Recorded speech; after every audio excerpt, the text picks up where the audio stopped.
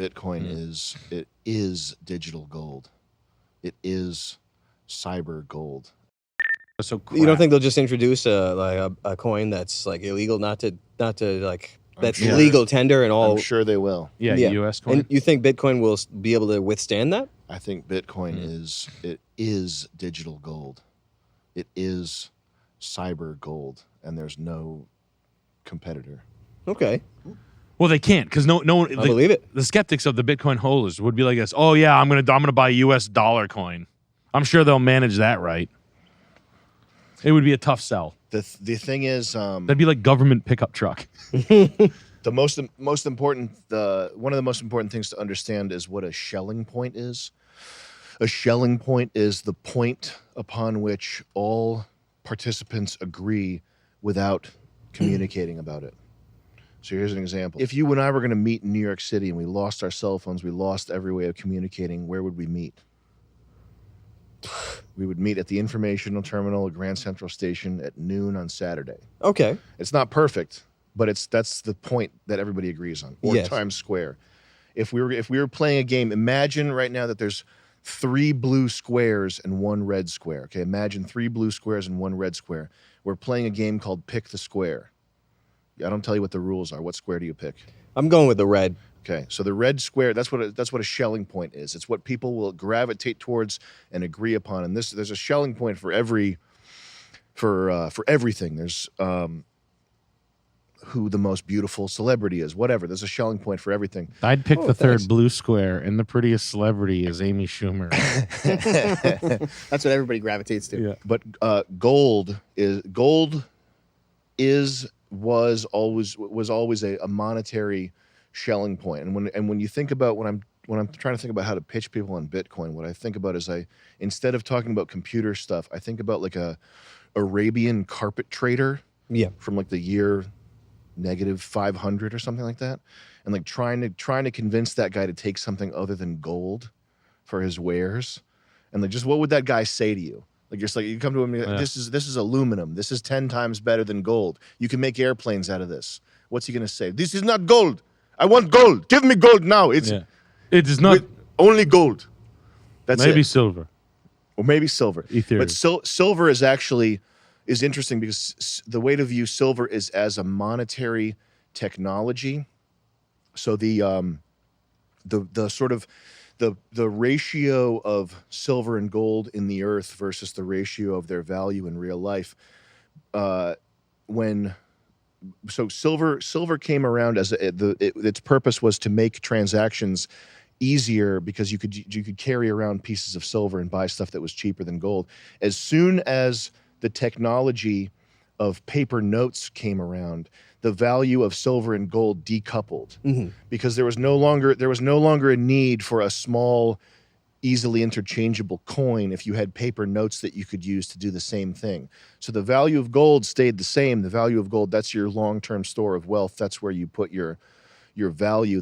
But the technology, the reason silver had value before paper notes came around was as a monetary technology for doing smaller transactions. And once you introduce the technology of paper notes, the value of silver and gold decoupled from that point onward. So all the people who say that there's a point coming where silver and gold, there's going to be a recoupling of the value, and silver's going to shoot straight up. They're missing that point. They're misunderstanding what the purpose of silver it was and is. Anyway, Schelling point. The Bitcoin over the past since 2009 or whatever, it has solidified its not in the minds of the public, not in the minds of people who don't understand technology, but in the minds of anybody who's an insider in technology, anybody who understands technology, anybody who understands computers, even from a peripheral, like Indian perspective, the position of Bitcoin being a Schelling point for digital money, that's been solidified. Like that's culturally, it's ingrained. If you say something other than that, you sound like a idiot. If you say something other than that, you sound like an idiot or a scammer or just somebody who doesn't understand like what it is. But even to people who are not into cryptocurrency, who are just in San Francisco or whatever, India or whatever, Bitcoin is now that Schelling point for digital gold, for digital store of value. And if I mean, the bet that you'd be making is that the trend of stuff dematerializing and vaporizing into a layer of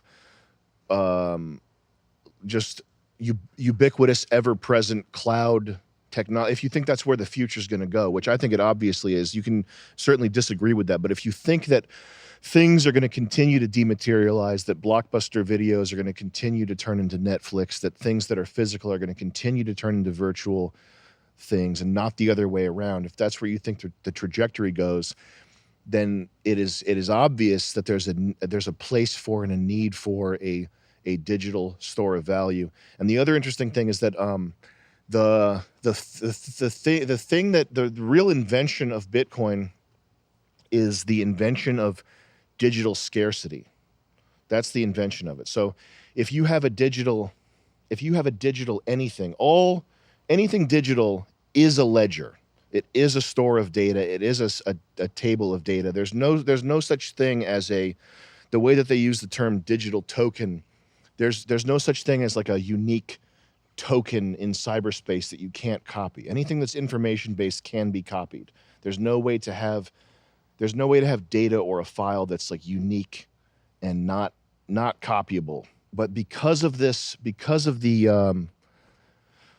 way that this ledger functions and is like verified across a distributed network of computers, and just because of the way the Bitcoin ledger is set up, it essentially is like a real physical like thing in cyberspace. It is grabbable. It is like really there. Like it is digital scarcity. Is it safe to say that Bitcoin will be the see-all, be-all no matter what when it comes to that? It's like the invention of writing or something. But yeah, there's so to unseat Bitcoin as it's preposterous. Like it's so anytime to unseat something that has a strong network effect like Facebook, MySpace, that has a bunch of users, that has a bunch of people, like an entire, like the cultural eye is turned towards that thing.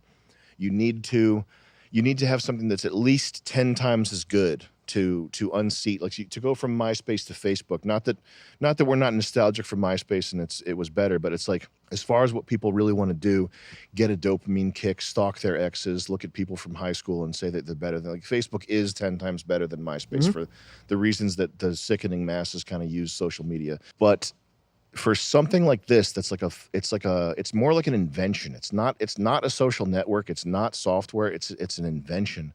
There's no way to be 10 times better. There's no way to be 10 times better than what Bitcoin does. It's hard to imagine. And there are like parameters. Like if you had the Bitcoin, the clearance is slow. Like it takes an hour of confirmations to have your transaction confirmed.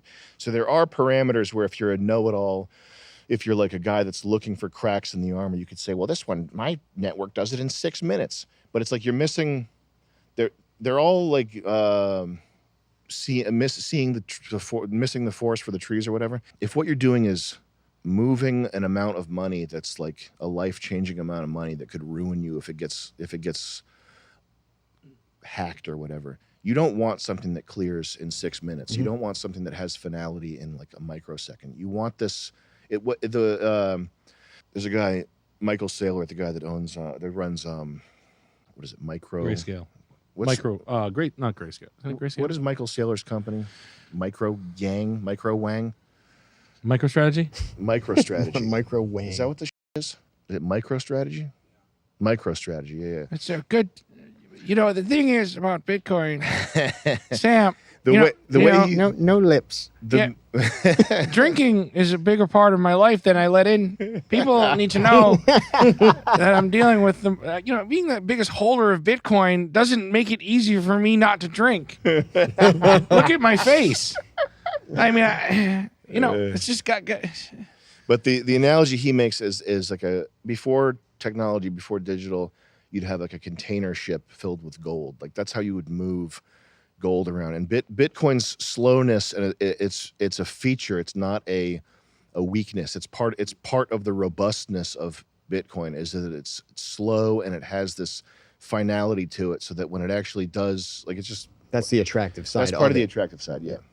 But I don't see a future where There's not a need for a digital store of value, and I don't see a future where that need is not Bitcoin. It's just very hard to imagine. It's good to know. If that's the case, unfortunate. if that's the case, the price of one Bitcoin would be in the millions of dollars. The other argument that I've heard that's extremely strong and in my opinion hits every nail. You go to YouTube, Chris, and type in Murad Mammadov ultimate Bitcoin argument, and that's just to show the thumbnail of this kid. We don't need to look at the video, but the one point that he makes that's really an important point is that right now you have all these different things. Like the reason why the value of real estate, for example, is going up. One reason, along with fine art, collectibles, all these other things, is because there's all this wealth that knows that if you keep your wealth in U.S. dollars, if you keep it in just government currency, that its buying power is going to continue to slide down. So if you have a lot of money, you're frantically looking for a place to put your money. And there are people who specialize obviously in real estate, but there's also like every other thing that's used for a store of value, even the stock market. It was not the case in the 1950s that you would go put your money into a mutual fund. So there's this sort of just a huge skew in price. The monetary premium, which is the amount of money over the actual price of the thing. So if a C class is actually worth 65,000, but it's selling for 100,000 because people are like hot to get cars, and it's just, my money's gonna be worth less in a year. I got to spend it now. Like the 35,000 extra there, that's the monetary premium. Mm-hmm.